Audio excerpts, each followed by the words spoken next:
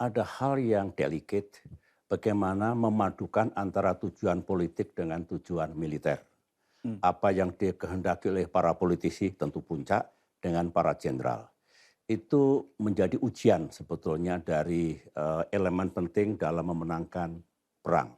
mmm, Misalnya gencatan senjata atau mengakhiri perang. Ingat dulu nih contoh ya, saja, perang Korea 1950 sampai 1953, seorang jenderal yang luar biasa kapabilitasnya dicopot oleh presiden, yaitu MacArthur, dengan yang mencopot Truman. Why? Dia berbeda pendapat dengan sang presiden. Padahal sistem politik mereka politisi, itulah yang mengambil keputusan, not the general.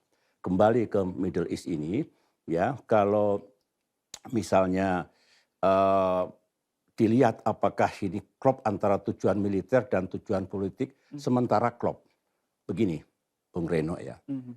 mungkin ada salah hitung, miskalkulasi, baik pada Netanyahu, pada Ali Khamenei, dan pada Trump. Kalau kita lihat kemarin itu ya, mungkin tidak menyangka eh, Israel berani betul menghajar Iran dengan cara seperti itu. Kemudian juga Netanyahu tidak menyangka bahwa peluru kendali Iran itu menghujam Israel, Tel Aviv, Haifa yang tidak mudah ditangkis oleh, Ada Iron Dome di situ. ya, Iron Dome, tapi lumpuhlah Ya, menghadapi itu ya. Mungkin miskalkulat juga. mmm, Kemudian Trump, dia pikir dengan dihantam sekaligus itu selesai. Not yet. Jangan cepat-cepat begitu kata dunia.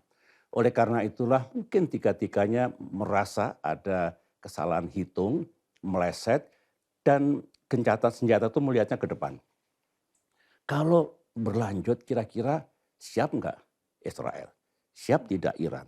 Siap tidak Amerika? Amerika superpower.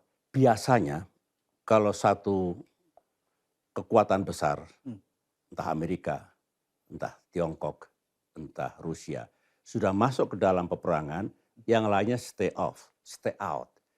Tidak mungkin Amerika masuk ke Ukraina. Dia tidak ingin bertabrakan langsung dengan Rusia. Rusia. Waktu perang Vietnam, Rusia, Tiongkok tidak masuk di situ.